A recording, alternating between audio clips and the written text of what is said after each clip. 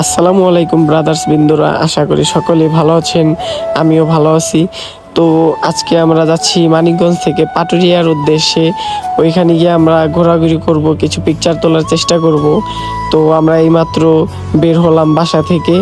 আমরা যাচ্ছি দুইটা বাইকে করে, একটা জিক্সার মোনোটন আর একটা এফআই। তো আমার বন্ধু আশিক আমাকে বাসা থেকে পিক করে নিয়ে আসলো।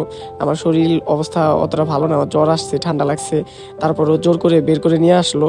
তারপরেও গাইজ, আমরা জেনজি পোলাপান, অলওয়েজ ঘুরতে ভালোবাসি। সবশেষে আমাদের একটা কথায় মাথায় ঘুরপাক খাচ্ছিল, পুলিশের হাতে যেন আমরা মামলা না খেয়ে যাই, কারণ আমাদের কাছে গাড়ির কাগজ এবং ড্রাইভিং লাইসেন্স কিছুই ছিল না। এই কারণে আমাদের মনে অনেকটা আতঙ্ক সৃষ্টি হলো। তারপরেও যদি এই আতঙ্ক নিয়ে ঘুরতে না যাই তাহলে আর কিভাবে হয়। তারপরেও গাইজ, আমাদের মনে একটা বিশাল চিন্তা ছিল। এই জিক্সার মোনোটন যে চালাইতেছে আমাদের বন্ধু জিদান, ও তেমন ঠিকঠাক বাইক চালাইতে পারে না, ওর জন্য অনেক টেনশন হইতেছিল। যার কারণে একটু পরপর স্লো করা হইতেছে, ওর জন্য দাঁড়াই, আবার ও আসে, তারপর আমরা আবার যাই। এইভাবেই চলতেছে আর কি। তো সমস্যা নাই, চালানো শিখতেছে, চালাবে, ভবিষ্যতে এক্সপার্ট হয়ে যাবে, এটা কোনো বিষয় না। আমরা ঢাকা আরিচা মহাসড়ক দিয়ে সোজা যাচ্ছিলাম, বাম দিকে দেখলাম এই সুন্দর একটা রাস্তা। তারপর আর কি ভালো লাগলো, আর ঢুকে পড়লাম এই রাস্তায়।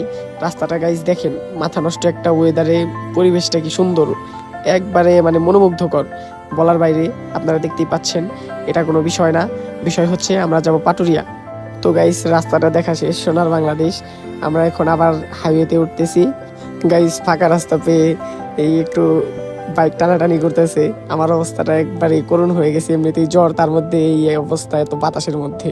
আমরা এখন একবারে পাটুরিয়া না ঢুকে বাম দিক দিয়ে আমার বন্ধু রাতুল এই জিক্সার চালাইতেছে, ওর বাসায় যাব। ওর বাইক এই বাসায়, ওর বাসা হচ্ছে মানিকগঞ্জ বাস স্ট্যান্ডে, আবার এখানে ওর নানু বাসা, ওর বাইকটা হচ্ছে এখানে।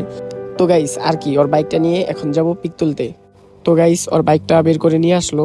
এখন আমরা যাব পাটুরিয়া, কিন্তু তার আগে আমরা ওর নানু বাড়ি আসার সময় একটা সুন্দর মসজিদ দেখছি, সেখানে আগে আমরা এখন গিয়ে নামাজ পড়বো, তারপর আমরা যাব পিক তুলতে। গাইস, আমরা যারা মুসলিম আছি, অবশ্যই উচিত আমাদের সবার নামাজ আদায় করা। সবাই চেষ্টা করব সব সময় নামাজ পড়ার।